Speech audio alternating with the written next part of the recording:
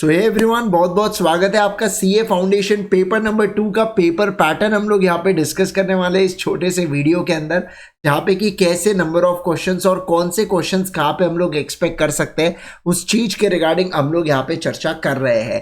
Right, तो चलिए शुरुआत करते हैं इस अमेजिंग से सेशन की। लेकिन उससे पहले अगर आपने इस चैनल को अब तक सब्सक्राइब नहीं किया है तो फटाफट सब्सक्राइब कर दीजिएगा, ताकि हम लोग क्या कर सकते हैं, ताकि हम लोग बढ़िया तरीके से जब भी मैं कोई भी वीडियो लाऊं तो आपको यहाँ पे सबसे पहले अपडेट मिल जाता है। राइट, चलिए सबसे पहले चीज की अगर मैं बात करूं, सीए फाउंडेशन पेपर नंबर 2 में यहाँ पे आपको दो सेक्शंस को देखने मिलता है। एक होता है सेक्शन नंबर ए और दूसरा होता है section number B. Section number A पूछा जाता है कितने नंबर के लिए, 60 मार्क्स के लिए, और सेक्शन नंबर बी आता है यहाँ पे 40 मार्क्स के लिए। जी हाँ, यहाँ पे क्लियर कट डिवीजन होता है। और सेक्शन नंबर ए आपको ऑल टुगेदर डिफरेंट इसमें देखने मिलेगा, 60 मार्क्स के लिए लॉ पूछा जाता है आपको। और यहाँ पे अगर मैं बात करूँ आपके साथ सेक्शन नंबर बी में आपको बीसीआर आता है यहाँ पे, और वो कितने मार्क्स के लिए, वो 40 मार्क्स के लिए आप लोगों को पूछा जाता है। अब मैं अगर बात करूं सेक्शन ए में, सबसे पहला जो क्वेश्चन नंबर 1 होता है ये आपका कंपलसरी क्वेश्चन आता है। मतलब ये क्वेश्चन को आपको सॉल्व करना ही है। यहाँ पे आपको कोई इंटरनल चॉइस वगैरह नहीं दी जाती है, ये क्वेश्चन को आपको सॉल्व करना ही होता है। कंपलसरी क्वेश्चन है जिसके 3 पार्ट्स होते हैं। ए पार्ट में आपको इंडियन कॉन्ट्रैक्ट एक्ट का प्रैक्टिकल क्वेश्चन मिलता है, बी पार्ट में आपको कंपनीज एक्ट का प्रैक्टिकल क्वेश्चन, और सी पार्ट में आपको सोगा का डायरेक्ट क्वेश्चन मिल जाता है। राइट, तो क्वेश्चन नंबर 1 में आपको ये 3 पार्ट्स आने वाले, हर एक पार्ट अपने आप में 4 मार्क के लिए, मतलब 12 मार्क का ये एक क्वेश्चन आपका होता है। फिर क्वेश्चन नंबर 2 की अगर मैं बात करूं तो एक क्वेश्चन होता है 7 मार्क का और एक क्वेश्चन होता है यहाँ पे 5 मार्क का।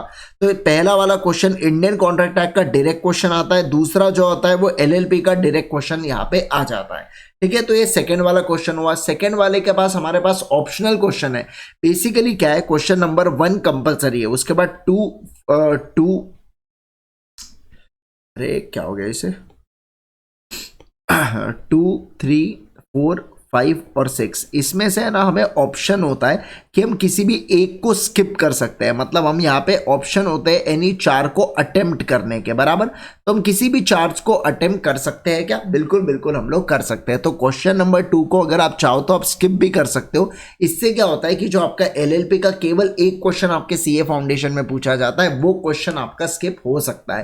राइट, तो ऐसी वाली बात है। लेकिन ये पूरा डिपेंड करता है कि कॉन्ट्रैक्ट एक्ट का अगर आसान सा क्वेश्चन आता है तो आप you can go for this question also. Then next अगर मैं बात करूं क्वेश्चन नंबर 3, तो क्वेश्चन नंबर 3 में आपको 2 मार्क, 4 मार्क और 6 मार्क के लिए ऐसे 3 सवाल आपको मिलेंगे। पहला सवाल पार्टनरशिप का डायरेक्ट क्वेश्चन, दूसरा पार्टनरशिप का डायरेक्ट क्वेश्चन, और तीसरा अगर मैं बात करूं कॉन्ट्रैक्ट एक्ट का प्रैक्टिकल क्वेश्चन पूछा जाता है। लेकिन दिसंबर 21 और जुलाई 21 में उन्होंने ए और बी को कंबाइन कर दिया था। मतलब पार्टनरशिप ही सीधा 6 मार्क के लिए डायरेक्ट क्वेश्चन पूछ लिए थे किसी 2 अटेम्प्ट के अंदर, है ना। तो ऐसा भी ये लोग कर सकते हैं।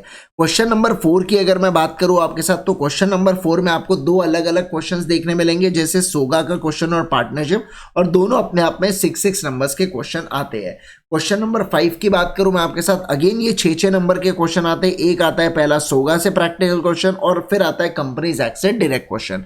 फिर क्वेश्चन नंबर 6 की बात करूं मैं आपके साथ, यहाँ पे आपको अगेन 3 क्वेश्चंस देखने मिलते हैं, एक 5 मार्क के लिए, फिर दूसरा 4 और फिर 3 मार्क के लिए मिलता है। कॉन्ट्रैक्ट एक्ट से आता है सीधा 5 मार्क का डायरेक्ट सवाल, उसके बाद पार्टनरशिप से डायरेक्ट या इनडायरेक्ट 4 मार्क के लिए पूछ सकते हैं, कंपनी से यहाँ पे 3 मार्क के लिए, फिर आखिरी में प्रैक्टिकल क्वेश्चन पूछा जाता है। प्रैक्टिकल सवाल यहाँ पे कंपनी एक्ट से पूछा जाता है आपको क्वेश्चन नंबर 6 के अंदर, बराबर, एकदम बराबर। तो ये होता है आपका लॉ का पूरा पैटर्न। अब मैं चलता हूँ बीसीआर की ओर, और हम लोग फिर बीसीआर से रिलेटेड डिस्कशन कर लेंगे। राइट, देखिए सेक्शन बी जो होता है वो बीसीआर से रिलेटेड बात करता है।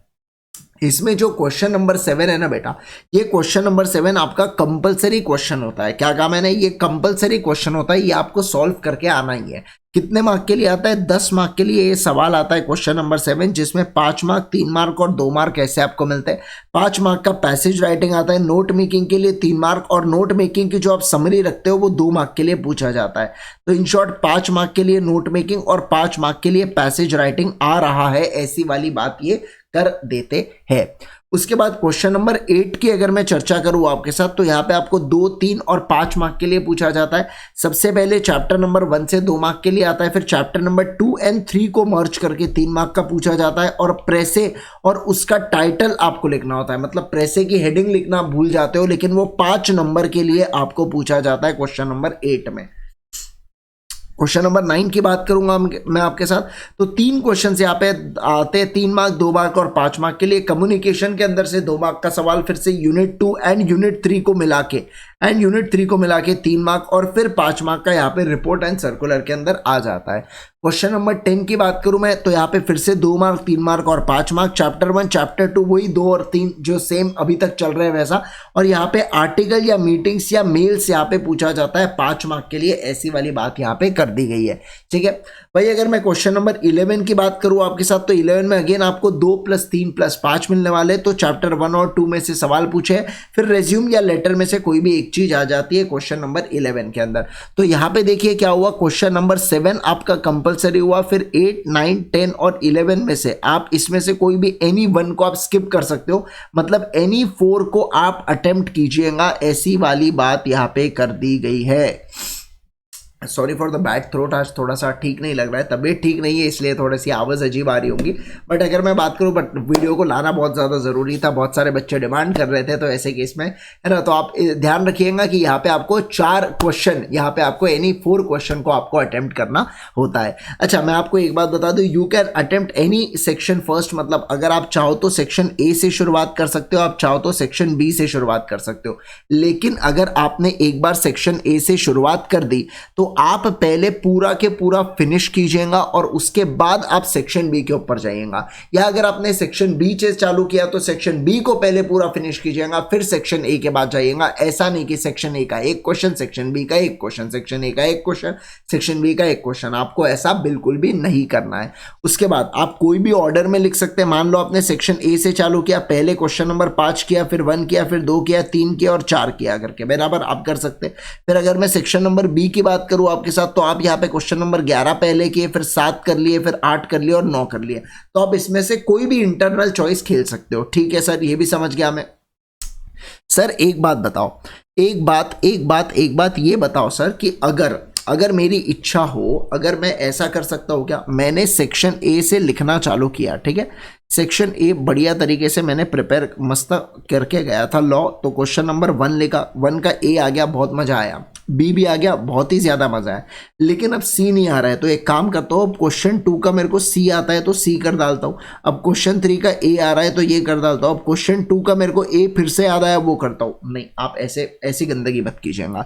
मैं अगर बात करूँ आपके साथ, तो आप क्या करना है, जैसे एक बार अगर आपने क्वेश्चन 1 चालू किया ना, फिर ए बी सी को आप प्रॉपर पूरे सॉल्व कर लो सारी चीजें। मान लो अब आपको क्वेश्चन नंबर सी नहीं आ रहा है, तो ऐसे केस में आप क्या कर दो, पेजेस लेफ्ट कर दीजिए, कुछ नहीं होता है, आप पेजेस लेफ्ट कर दीजिएगा, बाद में आपको याद आ गया आप उसको लिख लीजिएगा। समझ रहे बात को? तो ऐसी वाली चीज यहाँ पे आ जाती है। ये है पूरा पेपर पैटर्न। अब मैं आपके साथ डिस्कस करूंगा कि कैसे, मतलब नेक्स्ट वीडियो में मैं आपके साथ डिस्कस करूंगा कि कैसे आप 3 घंटे को यूटिलाइज करेंगे, 15 मिनट को यूटिलाइज करेंगे।